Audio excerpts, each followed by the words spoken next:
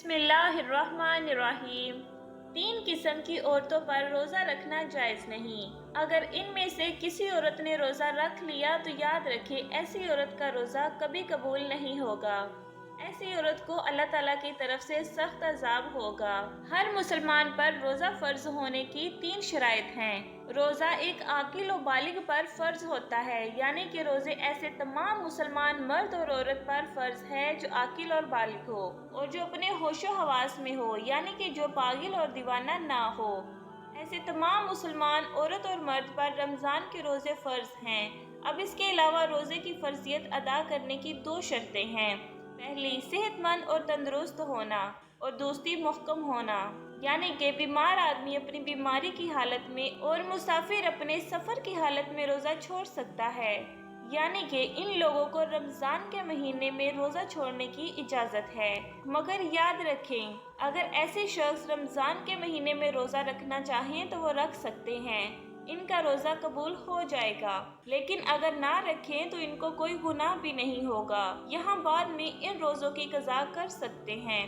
لیکن یہ 3 عورتیں ایسی ہیں جن کا رمضان کے مہینے میں روزہ رکھنا حرام ہے، یعنی کہ ان 3 عورتوں کا روزہ رکھنا جائز نہیں ہے۔ اگر ان عورتوں نے رمضان کے مہینے میں روزہ رکھ لیا اور ان کا روزہ تو کسی بھی حالت میں نہیں ہوگا، بلکہ ان کو اللہ تعالیٰ کی طرف سے سخت عذاب بھی ملے گا۔ نمبر 1، سب سے پہلی عورت وہ ہے جو حیض کی حالت میں ہو۔ ایسی عورت کا رمضان کے مہینے میں روزہ رکھنا حرام ہے، مگر ایسی عورتیں بعد میں قضا کریں، وہ رمضان کے مہینے میں بھول کر بھی روزہ نہ رکھیں۔ اگر کوئی عورت حیض کی حالت میں روزہ رکھ بھی لیتی ہے تو اس کا روزہ قبول نہیں ہوگا۔ حدیث شریف میں ہے کہ حالت حیض میں عورت روزہ نہیں رکھے گی، اور حیض کی مدت ختم ہو جانے کے بعد اس پر ان دنوں کے روزوں کی قضا واجب ہے، جیسا کہ حضرت عائشہ رضی اللہ عنہا فرماتی ہیں کہ نبی اکرم صلی اللہ علیہ وسلم نے ہمیں حالت حیض سے پاک ہونے پر روزوں کا حکم فرماتے۔ اس کے علاوہ روزے کی حالت میں اگر مغرب سے پہلے کسی بھی وقت عورت کو حیض آ جائے تو اس کی وجہ سے روزہ فاسد ہو جائے گا، اور پاک ہونے کے بعد اس روزے کی قضا رکھنا لازم ہوگا۔ جو عورت حیض و نفاس کی حالت میں ہو اسے کھانا پینا چاہیے، یعنی روزہ داروں کی مشابہت کی وجہ سے تنہائی میں بھی بھوکی پیاسی نہ رہے۔ البتہ اس کے برعکس اگر حائضہ عورت دن کا کچھ حصہ گزرنے کے بعد پاک ہو گئی تو اب وہ دن کے بقیہ حصے میں کھانے پینے سے رکا رہنا چاہیے۔ نمبر 2، ناظرین، دوسری عورت وہ ہے جو نفاس کی حالت میں ہو۔ عورت کے لیے نفاس کے ایام میں نماز پڑھنا اور روزہ رکھنا شرعاً جائز نہیں، البتہ ان ایام کے روزوں کی قضا لازم ہے، نماز کی قضا نہیں۔ کچھ لوگ سوال کرتے ہیں نفاس کی کتنے دن تک شمار ہوگا اور نماز روزے کی کب قضا لازم ہے؟ اس سلسلہ میں تفصیل درج ذیل ہے۔ اگر کسی خاتون کے ہاں پہلی ولادت ہو اور نفاس کا خون 40 دن مکمل ہونے پر بھی بند نہ ہو تو اس صورت میں 40 دن تو نفاس کے شامل ہوں گے، اس سے زائد ایام استخاصہ کے شمار ہوں گے۔ غسل کے بعد ان ایام کی ہر نماز کے وقت کے لیے استنجا کرنے کے بعد باوضو ہو کر نماز ادا کرنا لازم ہوگا، اور استحاضہ کے دوران عورت روزہ بھی رکھے گی، اور اگر نفاس کا خون 40 دن سے زیادہ بڑھ جائے اور اس عورت کے ہاں پہلے بھی بچے کی ولادت ہوئی ہو تو اس صورت میں اس سے پہلے بچے کی پیدائش کے موقع پر جتنے دن خون آنے کی عادت ہے اتنے دن کا خون نفاس شمار ہوگا اور باقی بیماری کا خون شمار ہوگا۔ ان باقی دنوں میں رہ گئی نمازوں کی بھی قضا کرنی ہوگی، اور روزے جو چھوٹ گئے ہیں وہ بھی رکھنے ہوں گے، اور اگر خون 40 دن کے اندر بند ہو جاتا ہے تو وہ مکمل ایام نفاس کے شمار ہوں گے۔ ان دنوں میں روزہ نہیں رکھے گی اور نماز بھی ادا نہیں کرے گی، تاہم روزوں کے بعد میں قضا کرنی ہوگی۔ نمبر 3، ناظرین، تیسری عورت وہ ہے جو حاملہ ہو۔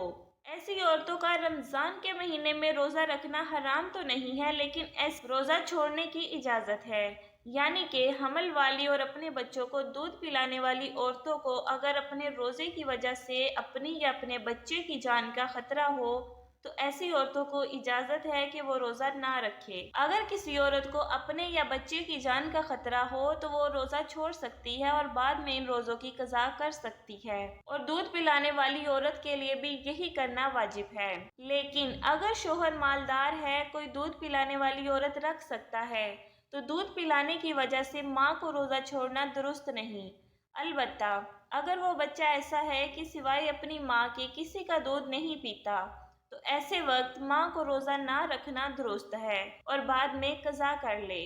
سیدنا انس بن مالک کعبی رضی اللہ عنہ بیان کرتے ہیں، نبی اکرم صلی اللہ علیہ وسلم نے فرمایا، اللہ نے مسافر کو روزہ اور نماز کا رزق معاف کر دیا ہے، اسی طرح حاملہ اور دودھ پلانے والی کو بھی۔ حضرت سیدنا عبداللہ نے حضرت عمر رضی اللہ عنہ سے حاملہ کے بارے میں پوچھا جسے اپنے بچے کے نقصان کا خطرہ ہے۔ فرمایا، روزہ چھوڑ دے، اس کے بدلے میں ایک مسکین کو ایک مد یعنی نصف کلوگرام گندم دے دے۔ ناظرین، اب آپ کو بتاتے ہیں کہ کون سی عورتیں ہیں جن کو رمضان کے مہینے میں روزہ چھوڑنے کی اجازت ہے۔ نمبر 1، اگر کوئی عورت سفر کی حالت میں ہو یا بیماری کی حالت میں ہو، وہ پھر اپنے بڑھاپے کی وجہ سے اتنی کمزور ہو گئی ہو تو اگر اس نے روزہ رکھ لیا تو اس کی جان جانے کا خطرہ ہو سکتا ہے، تو ایسی عورتوں کے لیے روزہ چھوڑنے کی اجازت ہے، مگر ایسی عورتوں کو چاہیے کہ وہ بعد میں صحت مند اور تندرست ہو جائے تو وہ ان روزوں کی قضا کرے۔